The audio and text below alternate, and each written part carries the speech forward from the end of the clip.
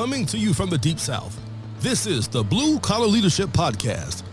High-impact leadership is not reserved for leaders, and it has nothing to do with your position, title, or rank. However, it does have everything to do with your character. It's time to climb to the next level and beyond, personally and professionally. Now, let's start making it happen with your host, Mac Story.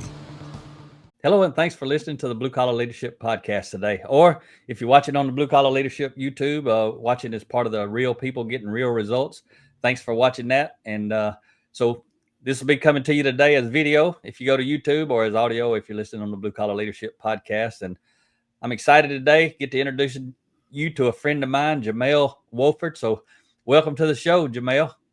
Well, thank you for having me, Mac. I appreciate it. And I'm very excited for today. Yeah, man. And if things get dry, I'm gonna let you just get up and go get on that piano back there and tear it up. Yeah. Be like Stevie Wonder or Ray Charles or somebody. Yeah. Yep. So it's cool to have you on. I know Jamel, that's a unique name. A lot of people call you Jamal. I've heard them do it and seen other people do it. And I know somebody named Jamal. So hopefully I'm not gonna do it because I know your actual name. The thing about you, Jamel, is people either call you Jamel or Jamal. Me, they call me Mac, Mike, Mark, Max, Matt. I got like a bunch of them. Hardly ever does anybody call me Mac. Yeah, Mike. Yep, all of those. Yep. It's because Rhea says I don't enunciate well, so I don't pronounce my name clear. That's that country talk. You know what I mean? Yeah. English is my second language. Country my first language. Yeah. So, yeah, man, I always ask people when we get going because I like people to know that the people I feature on Real People Getting Real Results show is people I actually know some kind of way. It's not just random people. I get so many requests from people who want to be on my podcast. Most of the time I just delete them and never even reply because I don't know those folks. So do you remember or can you share how we come to know each other? Yeah, we came to know each other at the end of March of this year, 2025. It was probably because I was like getting into like leadership things with like John Maxwell and somehow was doing posts on LinkedIn and somehow we came across each other. And I believe, like you said, text my number and talk to me. And actually that was a great thing because like usually when somebody's like, here's my number, they won't text, they won't call you, or they won't text you. And I text you and then you called me. I was actually at work working. Okay. And while I was working, we had that conversation. It was about like almost close to an hour. And it was like, man, like I was shocked. I was like, this guy really, he says what he's about and he goes with what he does. And that's how we started the relationship was like at the end of March. Yeah. That's awesome. Yeah. So you're one of those folks who heard me somewhere, saw my number and like it's on the screen now. If you're listening on audio, it's 334-728-4143. I always invite folks to, reach out, just call me. I'll usually reply within 24 hours. And sometimes it's immediately if I'm available, or text me, see if I'm available. And if you text me, I can send you a link. Somebody can set up an appointment on my calendar now and make sure I'm available. But people can just try me. So I had forgotten that's how we got started. But a lot of people I speak to, that's how it got started. Was somebody had the courage to actually call me and just see what I had to say about whatever they were interested in. So I was thinking it was the 5 Types of Leaders course. I thought you had went to it first. Yes, it was that. It was around that time. Like I don't know if it was the number texting you was before or after that, but I did do the 5 Types of Leaders course. Okay. And then I believe that's when I called you and text you, and then that's how came to be. So thank you for reminding me of that because it was that course. And so I give my number out in that course, I guess. That's a free course. So you found out about that, took that course, that free course, signed up, and then you called me out of that. Yes, sir. What do you think about that course? For anybody who's out there listening, it's a free course, and I didn't spam you. Me and Rhea don't spam you because you can put your information in there. You just had to fill that information out. But had you taken a course like that before? That's a 2-hour video course? No, I really haven't taken any like leadership courses before that. And that was just something that I was just at the time with my career and everything, I was just like, I need to invest in myself, because obviously my company was investing in me. So, but you don't, obviously a person shouldn't rely on their company to do it. You do it yourself. But I was like, yeah, I need to get into this. And then I did. And it just really showed me a different view of what leadership is and the different levels. And where obviously you want to be at the 5th level, you want to be at the top one. Yep. But, you don't want to be at the bottom one, because that's just managers. They just manage processes and, trying to manage people, and that doesn't help, Yeah. You want, as you said in the book, and many of your books, you want to follow somebody because you want to, not because you have to. Look at you go, Jamel. You tearing it up, man. You've been soaking up some stuff. Yeah, exactly. You might be writing books and be on stage one day talking about leadership the way you learning this stuff. Yeah. But yeah, definitely that was a great course, and I would recommend it to anybody, especially if it's just something that you starting out on your journey. Is just something to give you a good view of what kind of leader that you are, because we're all leaders. Everybody's a leader of somebody. So, Yeah, man. And you find out what kind you are, what kind you report to, what kind you work with that maybe you don't report to, but you got to interact with them. You start to kind of, probably when you go through that, you start to kind of figure out who everybody you're working with is, on where they're at, on which type of leader they are, right? Yep.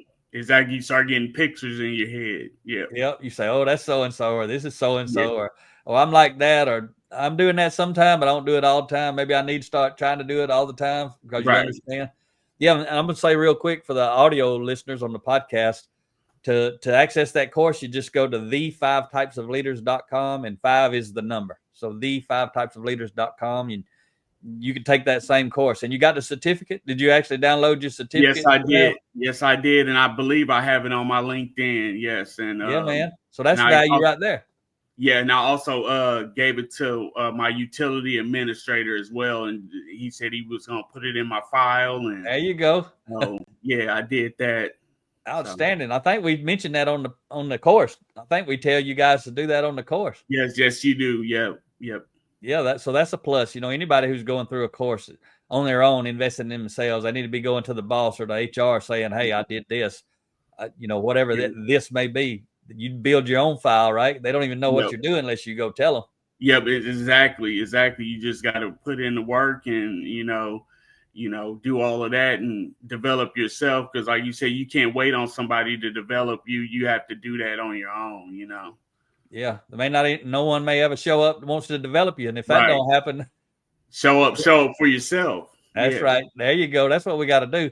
We got to show up for ourselves, and we got to know we're gonna always be under construction, right? Never, yes, sir. Never gonna be a finished product. Yep. Always learning, but never arriving. Yep. I like it, man. And you've read a lot of my books too since then, though, because I know you tell me, or I see you posting pictures on LinkedIn, or you just a sponge, man. I got 2 of them right here. So I got the 10 values of high impact leaders. I finished that one. I'm actually about to reread it again. Wow. I'm reading that one. Then this the one where you and Rhea, change happens. Yeah. It's kind of blurred out in there because it's a white book, but oh yeah, there it is. Yeah, there it is. But yeah, change happens. I read that one once, and I'll probably need to go back and read that one again. And then the audio book that I started reading was, I believe it's the 10 foundational elements of intentional transformation. Yeah, intentional transformation. Yes, and I've listened to that one twice. Really, and that one really, I love that one because it tells about your story and how you became where you are now and how you went through the growing pains of leadership and life and all those things. Yeah. So. Yeah. Yeah. That surprised you when I started talking about going to jail in there? Yeah. That one. And then obviously with, alcohol and, all that stuff. And I know obviously in my story, I have some of that as well. So, I understand that. That's why I kind of can connect with it. Okay. You want to share anything about your personal story or? Yeah. Where you come from? Where you at now? Anybody listening? Where you live? And tell us about Jamel. All right. Well, right now I'm in Indianapolis, Indiana. I was actually born in Illinois, Chicago, Okay, back in big the city. 80s. So yeah, I'm back in the 80s.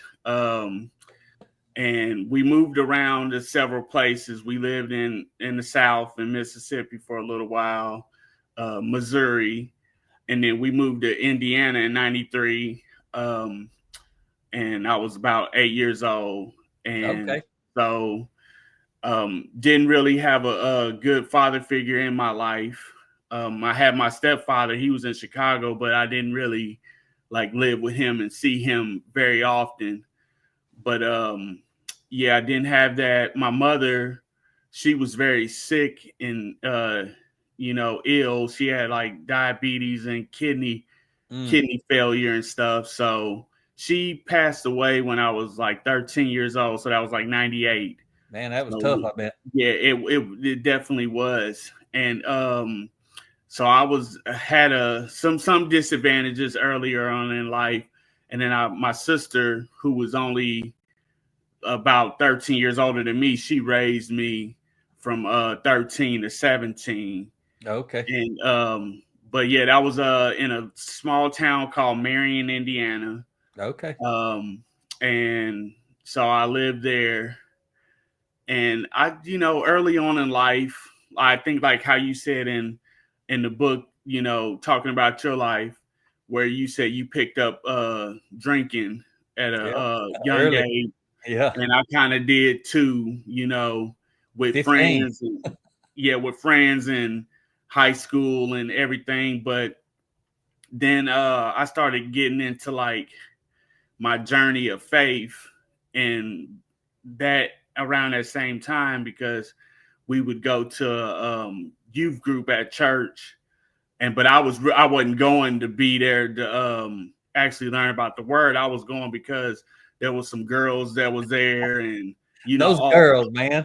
yeah, they'll get you to church, but you ain't gonna be learning nothing. But yeah, so that's the reason why. And then we had a group of friends, but we would like go to like these little parties or little get-togethers and all that type of stuff. And just life just kept going on, and like I said, I picked up that habit and would drink and do different kinds of things. But then when I was like 18, I like started trying to become serious about the Lord. So I kind of went to church camp and stopped doing the things with those types of friends and all of that. And then I went to Bible college when I was like 19. And it was the one Bible college. It was in New York. Okay.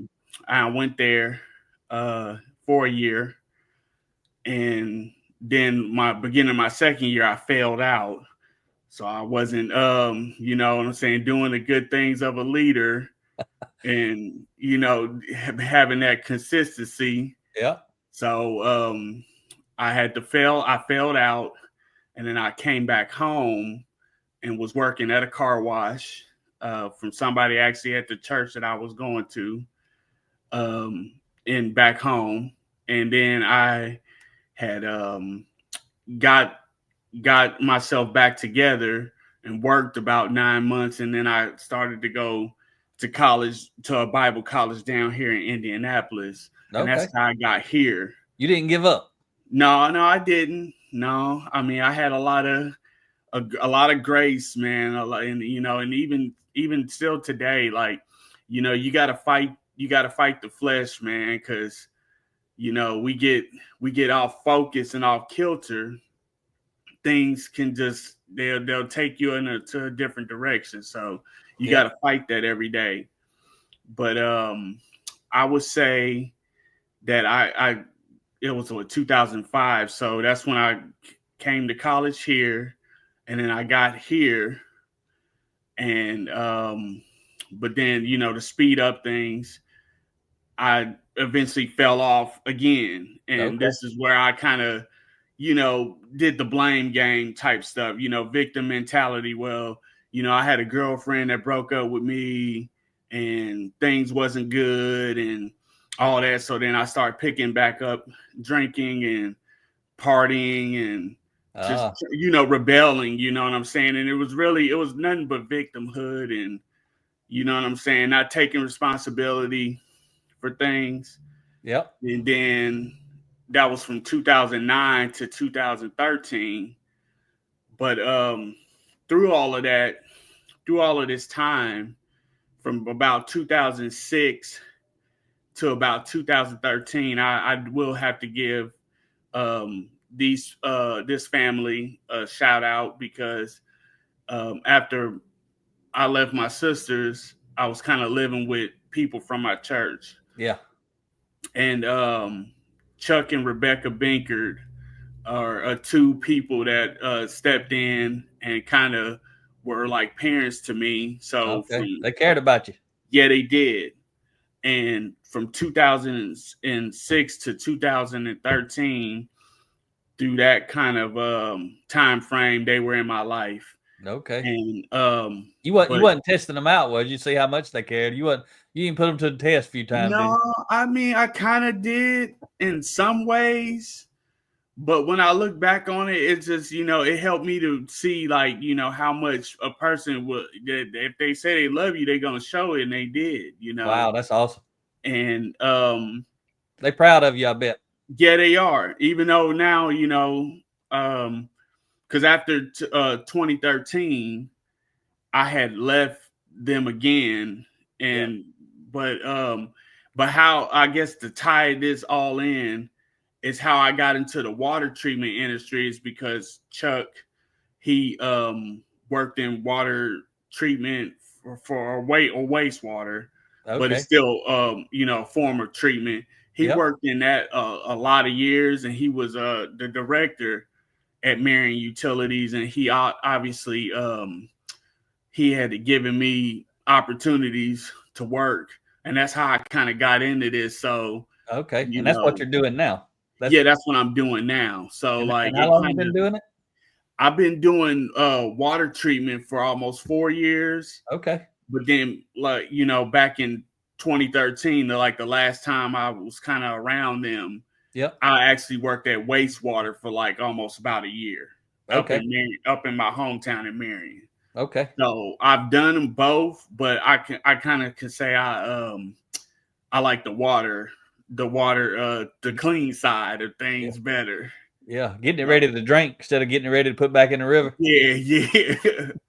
Yeah. That's what you do, right? On the waste side, you're getting the water ready to go back into nature, getting ready to go back out.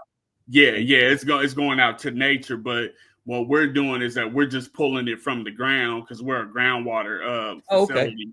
Yeah, and then we're treating it to push it into the system so people can drink it. I'm a drinking water operator. So yeah. Okay, you're getting ready for us to keep us alive. You do some important stuff, man. The water. Yeah, exactly. A lot of times I've talked to a lot of water folks, man, and a lot of them, they don't think about that much a big deal what they do, but I mean it's a big deal getting some clean drinking water. You ain't got that, you in a mess. Yeah, for certain, man. It's just very, very they said it's a real thankless job because when there's a main break, they don't care about the person that's at the plant for like so many hours to try to get this fixed, or the distribution operator that's out there fixing in the hole.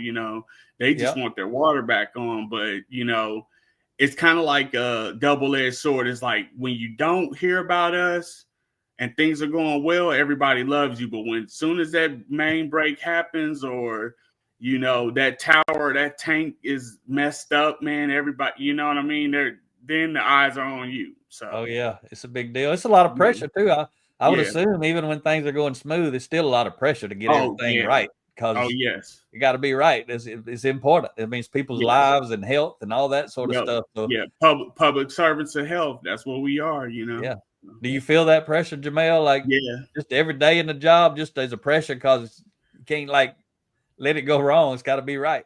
Yeah, there is a lot of pressure, especially early on when I first started. Is like, you get that in your mind, like, man, if I don't take this test, or you know what I'm saying, or if I'm afraid to go back there to make an adjustment or something, like it gets in your mind. It's like, man, this is real serious, and it is.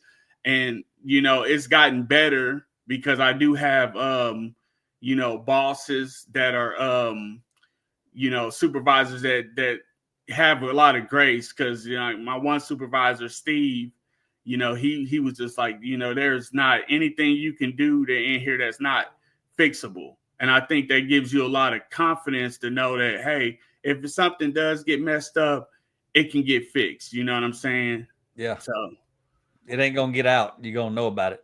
Right. That's outstanding, man. You got quite the story. Yeah.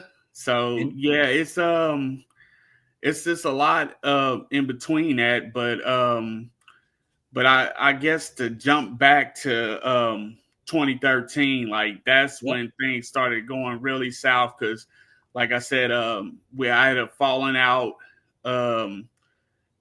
in Marion, and then I left the Binkards, and then I moved back here to Indy with my sister again, and just things just wasn't going well, and I was going through a lot of mental health stuff, man, and just thinking like people are out to get you, man. Everybody's the enemy, and it's just all victimhood stuff. You know what I mean? And I do know.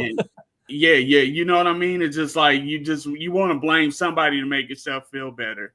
So, and then in some parts, I think it was like 2015, I experienced a little bit of homelessness, a little bit of that, a little bit of jumping here, a little bit of jumping there. And it just, through all that time, I'm just pointing fingers. I'm saying, like, this is not working. This is not great. What am I supposed to do? But even through all of that, I still kind of kept my eyes towards God, but I was kind of more blaming him than actually like allowing him to work. So through those years after 2015, after I stayed in the shelter for a little while, I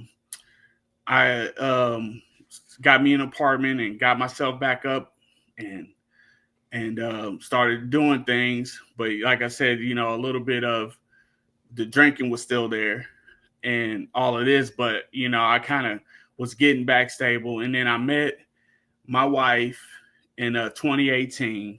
Okay. And she probably straightened you right up then. That's what wives do. They straighten you right up. Yeah, that's when some things started to kind of shift, because I wasn't so much focused on myself and my own pity and my own despair, that she obviously had our daughters now, because I adopted, but she came with the kids, and like it's just kind of like, well, responsibility. Yeah, responsibility. You got a load of responsibility showed up at the door. Right. So it's kind of like, man, like I really have to not be selfish, and if I'm going to make this work, if this is going to work between us, then I got to grow up and be a man. I can't be a little kid anymore. So like, even then it was still, those habits were still there, even though we were together. And then we had gotten married in let's see, 2021. And it was just not even a few months after that, when 2022 rolled around, and I remember having a drink in the kitchen, and I just broke down, and I just threw it in the sink, and I'm like, man, I can't do this no more. And all it was just a Band-Aid for pain and stress and all this stuff that I grew up, and all of that. And I just was like, God, I need you, and I need to have a change. So it's kind of like how when you said when you had you got arrested and you did all of that, and then that eureka moment happens. Yeah. And then it's just like, that's what started to change things. And then I started to say, not saying going to church is what gets you right. You know what I'm saying? It's a part of it, but Yeah. it's just, I started making changes, and then, bringing my family with me, and, started doing that. And then even going back to the shelter where I stayed and started to serve and, do things. And it just really started to make a lot of sense. And I was just like, God, this is what I got to do, Yeah. So That's good stuff. Do you still go back to that shelter? yes, we do. We do every so often. It's kind of tougher now because like I'm a couple of my daughters, they're working now, so we usually try to go as a family. I think I got a picture on my LinkedIn of one of the first times we did, and just it was a good picture, and I still have it. Yeah. But yeah, when we were there, and yeah, so we go back. We used to alternate between the men's and the women's shelter, but we haven't went to the women's one in a while. But that's awesome. You've been soaking up so much knowledge, man. When you go back and talk to these folks, you're gonna be dropping some nuggets on them. Yes. Because you know your story, but now you know so many principles, just like I do. I didn't learn all my stuff until 2008 when I started reading. 17 years ago, but I was 39 years old, so I had 39 years worth of stories where I got it wrong. But when I started learning these principles, it was easy for me to take these principles and wrap them around those old stories and turn them into value, because I had gotten away from that, like you have now. I'm proud of you too, man. Yeah. Well, I appreciate that, man, and that's why, like, when you allowed me to start listening to some of these, real people getting real results, and I think Renee was the first one. Like, me and his story kind of is like real similar in the fact of like, because I think he had the same thing going on where it was a lot of victimhood, and he was going through battles and all of that. And it just, that one really stuck with me, because I was like, man, I know exactly what you're talking about, brother. Like, I understand it, Yeah. Did you ever speak with Renee by chance? Yes, I did. I texted him like when you gave me his number, and we kind of talked back and forth, but I haven't talked to him in a long time. But I probably need to just say, hey, Renee, how's it going, man? I hope everything's going good with you, and just check in. But yeah, you got to share this link with him. Say, hey, man, I made it to the same show. You inspired me to get on there and tell my story, right? Yep. Yes, sir. He'll be glad to hear that. And he works in the water industry does. Down in San Antonio, Texas. Yep, in Texas, yeah. Texas is as far as to get your license down there, it's a real hard to get it. But if you get a license in Texas, that's one of the top ones, Okay. Yeah, he's in the inspector, some type of inspection in construction or something. I ain't exactly sure. Yeah.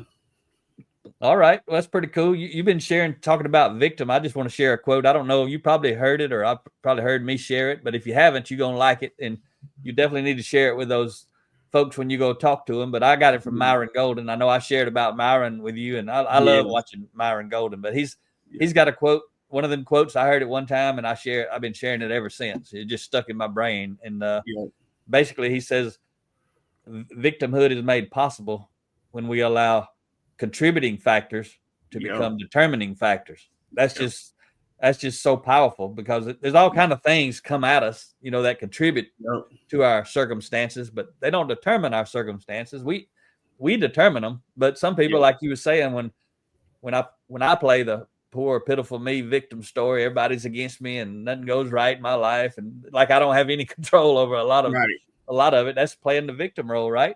Yep, exactly. That world you were living in when life was so hard, it's still out there, ain't it? That world's still out there going wide open. You just ain't a part of that world anymore. Right.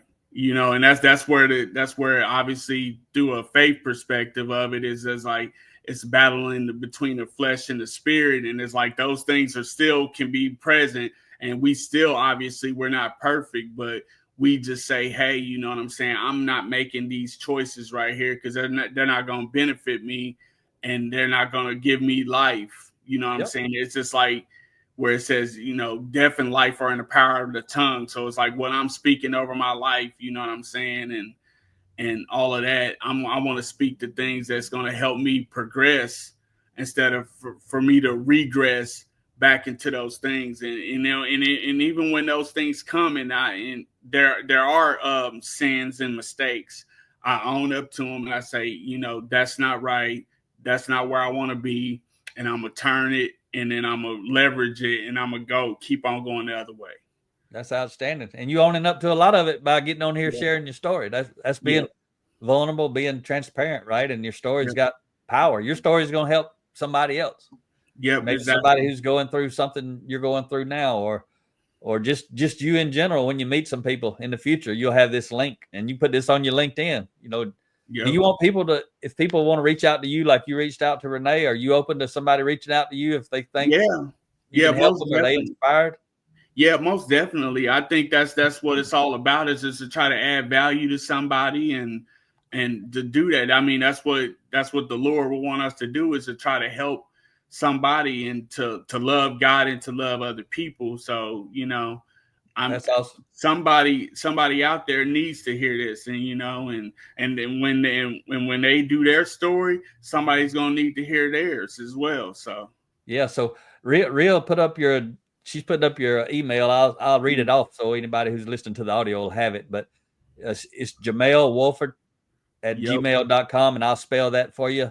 Jamel, Jamel, Wofford, Wofford, Jamel Wofford at gmail.com. And Real, pop up your LinkedIn address, and I'll give folks that. So if you want to reach out or connect with, follow, message Jamel on LinkedIn. I know he's active on there. I see him all the time. His link is LinkedIn.com/IN/JAMEL-WOFFORD. And they can connect with you there and reach out, or by your Gmail. So I've seen you recently. You went through some cool stuff. You're growing. And actually, before I ask you about what I was about to say, do you still have plans to get your degree that you were working on? Was it a seminary degree, or what type of degree was that? Oh, no. Well, I already have a pastoral degree when I graduated from Crossroads Bible College in Indianapolis. You did? Okay. It was Crossroads, but now it's called College of Biblical Studies. They changed the name over the years. But in 2008, I did get a pastoral degree. And congratulations. Thank you so much. I do have that. And it's one of those things to where, like, I'm just seeing where God has that. Because obviously, like, being in ministry is a very, very, it's a very, very grave responsibility. And, like, not everybody should be in that. You know what I'm saying? And you got to get it has to be a God-led type of thing. You need to be a role model, right? A good one. Yeah, exactly. And I don't know right now if that's where God wants me to be, but I just think that wherever I am, to do the best that I can, and obviously allow Him to work through me. If I'm at a water treatment, if I'm wherever I am, that's where your pulpit is at, and it's about living those character values out and doing all of that. So that's what you got to do, right? You do that anywhere, and I see you doing it everywhere. I see you all over the place doing that. Right. So that's what it's about, man. And you still growing. I saw recently you got your journeyman, a certificate. Tell me about that. I don't know exactly how to describe it, but I've been seeing you making stuff happen still. Yeah. So in the town of Bargersville, where I work, in Indiana. Yeah, in Indiana, in Johnson County, Indiana. Like I said, I started working there in 2021, and then about a year and a half into my working, I had got into this program, through my bosses, through the Alliance of Indiana Rural Water. So they're a rural water organization in the state of Indiana, and they have them mostly through all 50 states. It's a couple states that maybe don't have a rural water association, or they're about to get one. Yeah. And so going through that, it's a 2-year program that is funded funded through different ways, but it's accredited through the Department of Labor. So you are an apprentice for 2 years. You have to get 4,000 hours of on-the-job training. You have to do 288 hours of technical training. So like the class, class work. Yeah. And going to conferences and, doing all that type of thing, 288 hours of that. And then you have to pass your state exam to get your water license or wastewater license. And then once you get those 3 things done and you are in compliance, then you graduate from being an apprentice, and then you get that Department of Labor certificate that I got. And it shows that you completed the program and you're pretty much no longer an apprentice anymore. You become a journeyman and you went through that process. Okay. That's a pretty tough process, sound like. It wasn't just something you don't just go take a little test and walk out. You got to go through, you got to work your way through it. Yeah, most definitely, because that first semester is like a no, I don't know what you want to call it, like a no fault type of thing. So it's like they could look at you, and if you're not up to snuff, they could just say, no, we're not going to do this. Okay. So, you know what I'm saying? You have to do your homework. You know what I'm saying? When a teacher is giving you the homework every week, you have to do those things. You have to be in compliance and learn these things and everything. So it's not easy.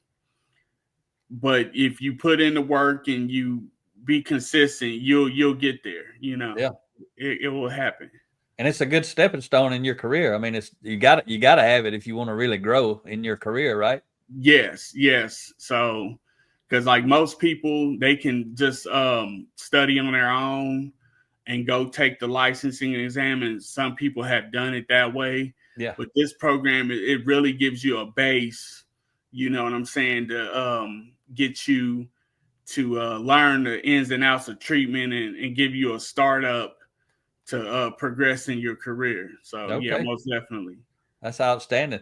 And you got a lot of networking in there too, probably the way you did it. You got to meet a lot of people. Yes. Because when you go to the conferences and everything, you start learning the vendors and different companies, and the thing is not that you seeking them out. They'll seek you out because they'll know that you're an operator. They're like, hey, we got this kind of pipe fitting right here that's maybe good for you and your company, or we have this type of chemical, the way to treat this, or clean out a well or something like that. It's just different types of vendors. And once you start to get to know them, man, they really, they'll take you out to lunch, man, to talk business and all of that. But that's just a part of it, Yep, that's good stuff. So, how has in your professional work, how's like the 10 values of leaders? Anything you got out of that book, 10 values, high impact leaders that helped you, resonated with you, that kind of sticks with you, that you changed how you function at work professionally? Yeah, the value of responsibility, most definitely. And I think that out of this book right here, this one, the value of responsibility is a very good one. It's just like how we have to take responsibility for our work, and we have to understand that, that it's on us. And, a lot of times, especially not at this job, but other jobs I had in the past, you know what I'm saying? Like growing up or something, to where like it's my boss's fault that this didn't happen, or these people right here, this is the reason why I can't progress, or this is this and that. And it just doesn't help you. And I think that once you take responsibility for your own work and your own self and your development, you can go wherever you want to go. God will open up doors that you never knew that he would open up, because he's waiting on us. You know what I'm saying? Yeah. It's already settled in heaven. Is just you got to do the work, down here, to open up whatever he's already blessed you with. Yeah. So I've heard a quote from somebody somewhere. I don't remember where it came from, but it may be just something common that a lot of folks say. But I heard someone say, God can't do for you what He only can do through you. Meaning, you got to do your part. What that means to me, he'll help you, but you got to do your part. He expects you to show up and do a little bit too. Yep, exactly. And I think that and especially and also too to talk about not just your books but the podcast, the Blue Collar Leadership podcast. Like when I'm in the lab or doing something or doing my water testing or whatever, I'll pop one of those on, man, and listen to them. And I think I forget the title of the one, but I think it's number 284. Okay. Oh man, it's pretty much you was talking to someone that had a problem at their job, and they look it up and see if I can see it while you're talking about it. Go ahead. And I think she had a problem because you knew her dad, and you was giving her advice about, hey, this is what you need to do, being at work if you have any issues or any struggles, that if you continue on this path and you look at the job in a different way, it's going to help you tremendously in your work. And that one was one. I think it was like 284, 283, something like that. I forget the name of it, man. But that was one of the very first ones I listened to. And it was just like that one.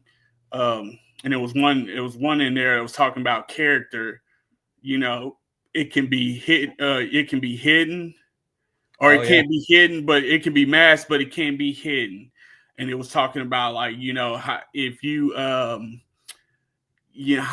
how much influence you think you're going to get if you sitting there bad mouthing people all the time and talking behind their back and all that. Is like, is it, they're going to get influence or is it the one that says, hey man, I hear something like that, I'm walking away. I don't want to have nothing to do with that, or just different scenarios that you gave. But like when you said that, man, like I started thinking of stuff in the past and like different jobs or even stuff that I've done. I was just like, yeah, man, I get that, man. It just opens up your mind, man, and you start seeing that stuff, man.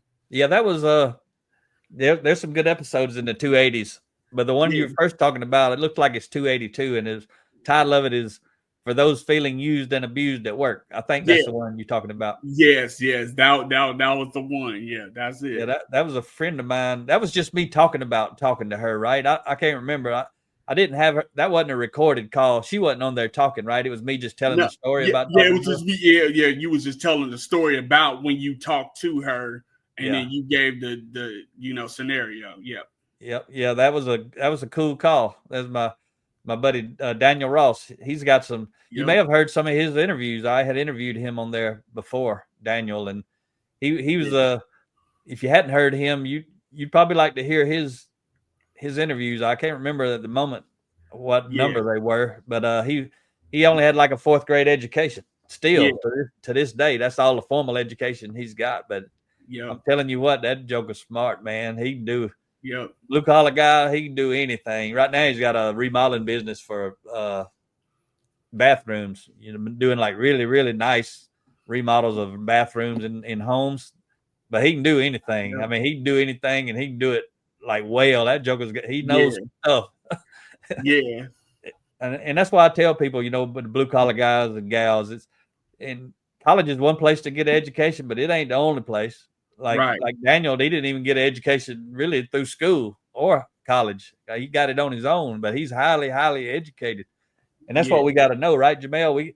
We got to get educated some way. Doesn't matter which way, but we got to get educated in some type of competency. Like that's what you've been doing with the water, with your job. You've been loading up on that knowledge, and then through the college with the pastoral degree. And now you're reading and dumping all types of content that you probably ain't gonna get in school or college. You got to self-educate, same way Rhea and I have. That's exactly right, man. I would say like I've read probably more books, just personally on my own, from my own desire, probably in the past maybe year or two. More than than when I did when I had to do them in school or had to do something like that. And it's just like now, man, I just can't stop reading. Like I'll, come home a little bit, read. If I got some downtime at work, I'm reading, or if I can't read it, I'm got it on the podcast or like listening to it or something, just to keep it going, man, because it's like, to learn it's up to us. It's up to us to put in that work and everything. So like right now, one of the newer books I'm reading is Atomic Habits by James Clear. Yeah, I saw you sharing about that. Tell me about that. What you like it about that one? Yeah, that one is pretty good. It's pretty good too. And I'm learning about how it's talking about how it's saying like you can do habit stacking and just, you like do little tweaks of what you do on your daily routine or anything like that to kind of, make better habits and stuff and everything. So it's a pretty good book so far. Yeah, I got it on my list. I've never read it. I think Rhea has read it. The book changed my life was 7 Habits of Highly Effective People. Yeah. It's about habits too. It's a different kind of take on habits, but yep. Have you ever read that one by chance? No, but I've seen you talk about it, and I know you've talked about it even in the intentional transformation all the time. And I've been having it in the back of my mind, but I think that's the one I need to get to next. I think I want to get it in a hard copy. I don't want to get it on an audio book. Yes, just yet. Yeah, you can listen to audio, but as you already know, which is why you're saying that, the books that you really learn probably the most reading the book. But I mean, I listen to audio too a lot. I mean, the way I got introduced to that book was on a 1 hour audio. The whole book's probably 13 hours, but I just had like the highlights and I didn't know there was anything else. I just listened to that thing over and over and over like 1,000 times before I realized there was something else in the world besides that. But that you're gonna really get some value out of it. I think I always warn people that book make your head hurt. It ain't a nice simple little book like I write. That's one reason I write books like I do. It's simple to read because a lot of people never gonna read the 7 Habits. It's too thick. It's 400 something pages. It's got some big words in it, and I just always say make your head hurt when you read that book. But if somebody would have given me the book first, I may have never read it. But because I had the audio and the highlight version, it got me interested in the whole book. But you definitely should add that one to your list. And everything that we're doing, Jamel, every bit of it is the 7 Habits. Dr. Covey slayed the dragon when he put that book together. If somebody just read one book in their whole life and just learned to apply it, it could be that book and they'd never have to read another book. But they got to learn how to apply what's in that book. Yeah, that's the hard part, man. And that's even like, going back to faith, that's why it says in the Bible, it says don't be hearers, be doers. And it's just like every day, man, it's like, okay, it's good that I'm reading, your books and I'm reading all these books, but it's like putting it into practice. That's what matters, because that's what's going to create that influence with people and my family and my friends and my coworkers and all that and everybody. Because when you put it into practice and they see that it's done, because obviously, nobody wants to listen to somebody. I can't take somebody where I have not been. That's right. It don't work that way. Right. So, So how has this impacted you? If you want to share any, how's it impacted you? All your reading that you've been doing the last year or year and a half, how's that impacted your personal life with your wife and your kids? You want to share anything about that? How has any positive impact? Well, it has had some, and I'm still growing in a lot of that because, you know what I'm saying? I've never, like I said, I married my wife and she already had the girls, so I didn't really know how to be a father. So I'm still learning. That's a learning process, is being a good father, talking to my kids, praying over my kids, and, being a better husband each and every day. But I will say that by doing this journey and by getting these books and learning, I did a couple weeks ago, I got two of my daughters and my wife Rhea's book, Fearfully and Wonderfully Me. I thought that they would get some good value out of that book, and see that and everything. So I got them that book, and I mean, hopefully they'll read it. I'll probably do a little check in here in the next few weeks to see if they read it. But I did get that for them, and so that's awesome. Maybe they will dive into it, and if they dive into it and they like it. Another book that. How old are the girls? 18, 15, and 12. Okay, so maybe they'll get through that book, and I had a guy. I don't know if you heard his interview, but he at the time was driving a trash truck for the city of St. Peters, Missouri, and Joshua Davis, and he read that book, and he said that's one of his favorite books that he's ever read, and it's written really for women, but Joshua's a big fan of ours, so he read all of my books and Rhea's books, and he read that book too. He's like, man, I got a lot out of that book. So, you may want to go through a book study with them. Have you ever watched my book study training that Rhea and I have? No, I definitely need to do that, and that's the main thing, man. I would say that something to grow in, because it's easy to do the things that I need to do for myself, but that's what being a leader is about. And it's about saying, hey, this, I'm doing this as well, so we can do this together. And it's powerful. It's really powerful. Is. So Rhea's got it on the screen for anybody listening. It's bluecollarleadership.com/book study training. You can go there. You can see some testimonials from people who've led some book studies. You can watch a video of a guy talking about, actually another guy at the city of St. Peters. He worked in the recycling department. He's been doing book studies with his team for over 2-3 years. He does a couple chapters a week, and he's not the boss. He's just a frontline entry level guy. And so you can go there and see that, but there's a 45-minute video that's free. You can download and watch and learn how to actually facilitate a high impact book study. You can do it at home. And Rhea's book, The Ladder of Influence, I'd highly recommend that one for your family. Thank you for reminding me, Mac. Yes, another one I did, and I have that one as well on audiobook, and I've listened to that one, and I probably need to re-loop that one again too. The Ladder of Influence. Yes, I have that one too. Yeah, that book, when I read it, Jamel, I was like, every person before they graduate high school ought to have to go through that book, or college, whichever one. Before they go out in the real world, they ought to have to go through that book to help them understand what their mission is in life, is to increase their influence. They don't even know that, most people, but that's really what's going to allow you to have a successful life is a lot of influence and with the right people. So you might want to dive into that. There's also a book for your family. Again, and you may want to dive into this before you do the 7 habits. There's a 7 habits for teens.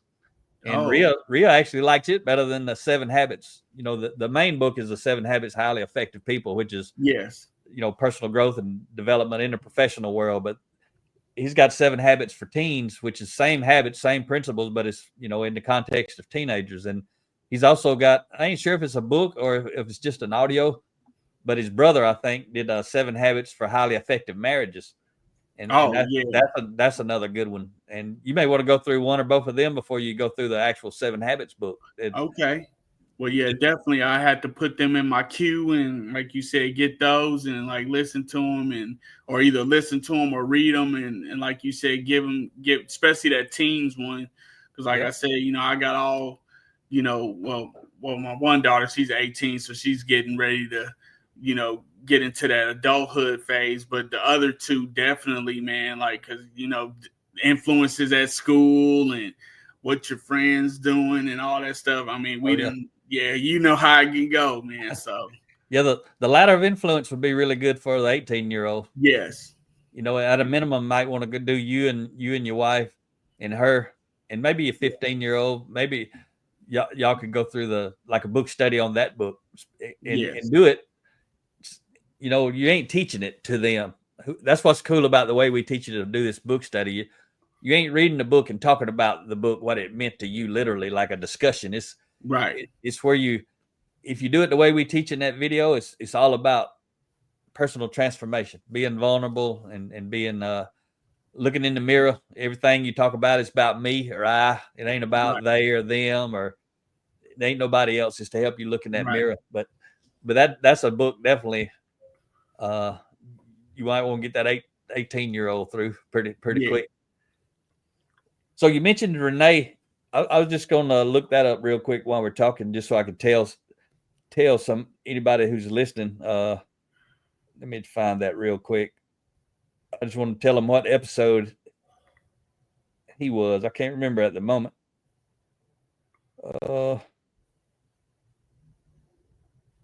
Well, I'll do it later. I think he's in the top. He's in the first 10. Renee Daron. Anybody wants to listen to him, and he also did another interview. I think it was in the 30s. I can't remember.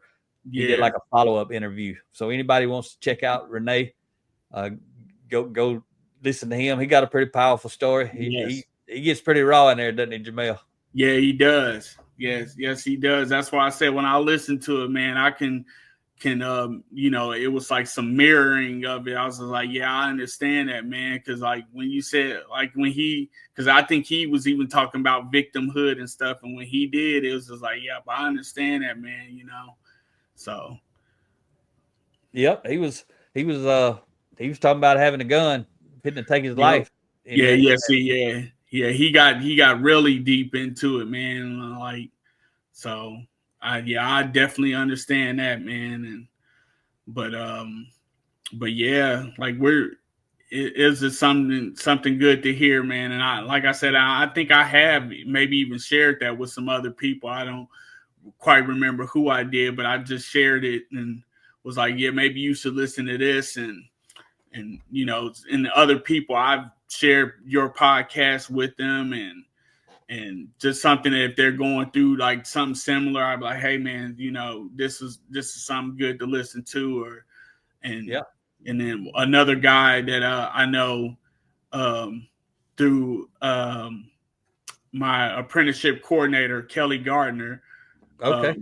Her husband works for he's a CEO of a water utility, and one of his guys, I think if you remember this, I posted something about going through one of your books. I think it was either The Change Happens, if I'm not mistaken, and he posted on LinkedIn. He was like, well, we're going through some stuff right now, that possibly could help. And remember, do you remember that, Mac?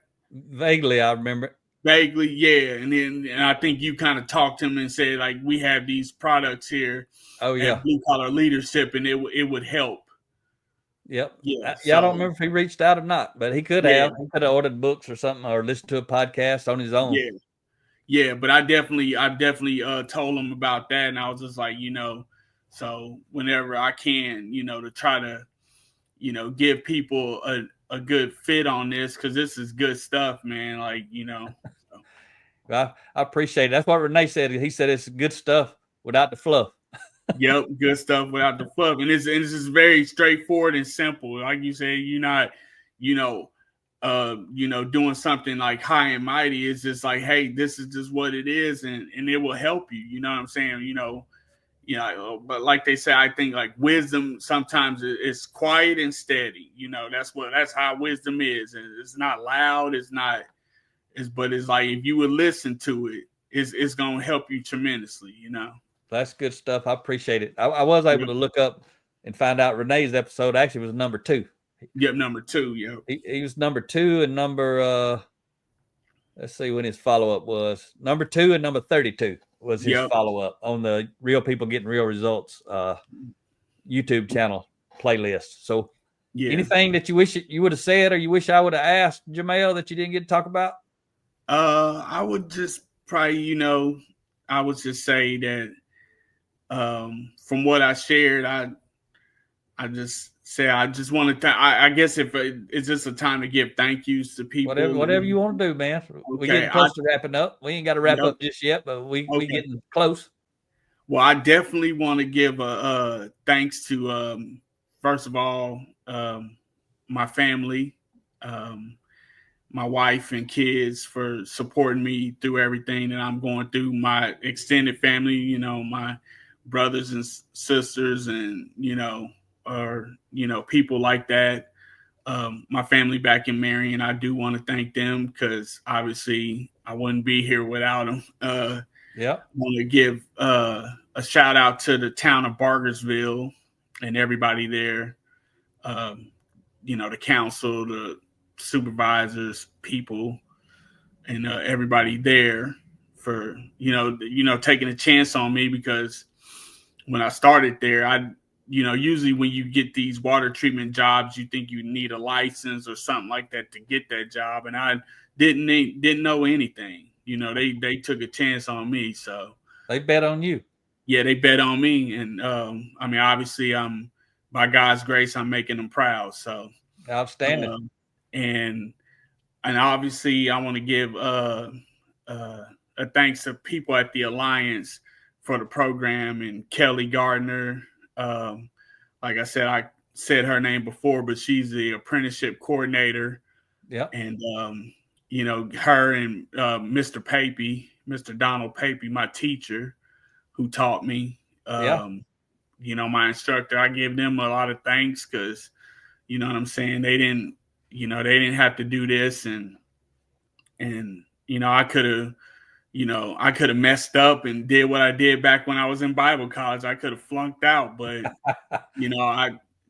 God's grace, I got through it, man. And you pretty much made straight A's. I remember you sharing some of your scores with me, right? You did really, really good. Yeah, I didn't fall below a 90. Yeah, man, that's good. You were focused.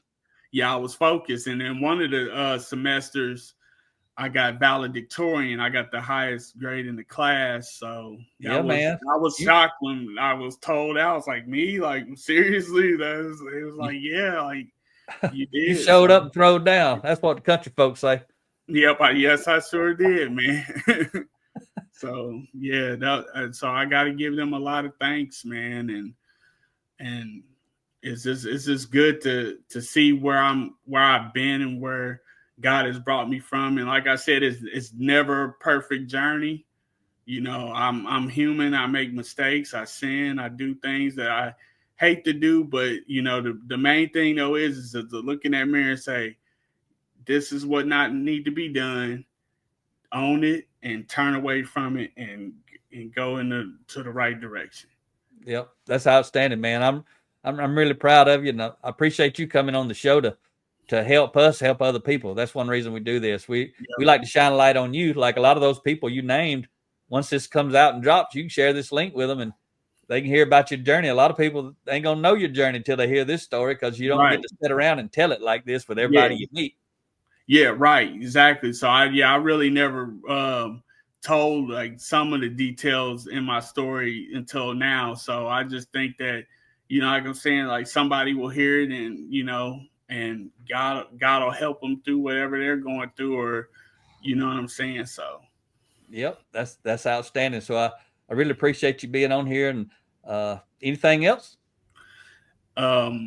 I just want to say, if anybody's out there and they definitely need, like any type of leadership or personal development materials or anything, or just anything, just to look up Blue Collar Leadership.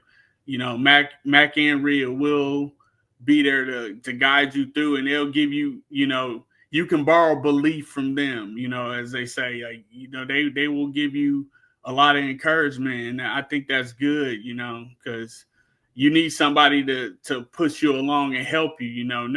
No success and failure always happens with other people. It doesn't happen by yourself. So, you know what I'm saying? So, if you want to succeed, you got to have others to help you and push you along. And they've helped me. You know what I'm saying? I'm thankful that I came across Mac in March of this year, and it's really been a help to me. So, and everything. Well, thank you. You, like I always say, you're welcome and you're worth it, Jamel. And I'm on your team as long as you want me to be on there. All you ever got to do is call me. You know that the rest of your life, long as I'm alive. I'm a little older than you, so I might run out of time before you do. Yeah. but you call me long as I'm here, man. I'm on your team. You ever need somebody to support you, a thinking partner, mentor, coach, whatever you want to call me. That's what I am for a lot of people. And that's what I want to do. That's part of my calling. It ain't a career. It ain't a job. No. It's God put me here to do this. It's got to be a God thing, because I can't remember hardly nothing, but I can remember all this stuff, and it just comes out like it just downloads, and I know where it's coming from. It ain't coming from me, because I ain't that good. Yeah. But I appreciate it, and we're gonna go ahead and wrap up. I would just like to tell anybody listening to Rhea and I, mainly Rhea. She's redone our bluecollarleadership.com website. Still got a few things to go, but really we've redone everything on there, and it's just a lot more user friendly, and especially for someone out there who maybe wants to do self-guided. When you go to the bluecollarleadership.com homepage, you'll see some just general stuff, but you'll see a couple of buttons you can pick. Do you want us to speak, or do you want us to train, or are you interested in speaking or interested in training? So if you go to the training tab, you'll get a choice between live training, virtual training, and then self-guided training. And a lot of folks out there, especially listening to the podcast or watching this video, you may be interested in the self-guided training. So go there, work your way down till you get to that button, and check out all the stuff for the self-guided. That's for the individual who wants to grow and develop themselves, or for the leader who wants to grow and develop their team, but they don't want to go hire somebody to come in or whatever. They just want to be the leader. So we got a whole branch to help support people who want to do the self-guided stuff. So thanks so much, Jamel. I'm proud of you. Yep. Well, thank you, Mac. I appreciate everything, and definitely would love to, like I said, to keep you in my contacts and everything, and just, continue on to keep growing, brother. Yeah, man. Maybe we'll do you like Renee. Maybe a year or two down the road, you'll have a follow-up. You keep growing, you're going to have another chapter in this story you might want to share about by then. Yeah, most definitely, man. Like I said, anything that would, add value to somebody else, man. I mean, that's what it's about, brother. All right. Well, thank you. We're going to go ahead and wrap it up. And for everybody out there listening, I appreciate it. And talk to you next time. Make it happen, or someone else will. It might as well be you. Are you serious about taking your career and your life to the next level and beyond? Check out Mac Story's Blue Collar Leadership series books and others, now available on audio, along with paperback and ebooks at Amazon and Audible. Please visit bluecollarleadership.com to learn about Mac's books, programs, special offers, and more. Thank you for listening to the Blue Collar Leadership Podcast.